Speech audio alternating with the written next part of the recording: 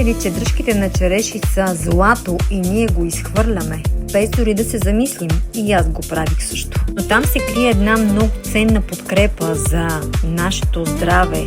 А днес ще ти дам 10 причини, за да не изхвърляш дръжките на черешите. Първо ги измий, подсуши ги и можеш да си направиш чай. Първо, те подкрепят отделителната система. Чаят традиционно се използва за подпомагане на бъбреците и пикочните пътища. Второ, има лек диуретичен ефект. Помага на тялото да се освободи от задържаните течности. Трето, помага изчистването на организма, особено при жени, които задържат преди цикъл течности. Пето, богати на растителни съединения. Съдържат флавоноиди и танини, а те имат антиоксидантно действие. 6. Подпомагат метаболитния баланс.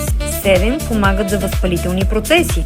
8. Подходящи за тежести в краката. 9. Напълно изчистени без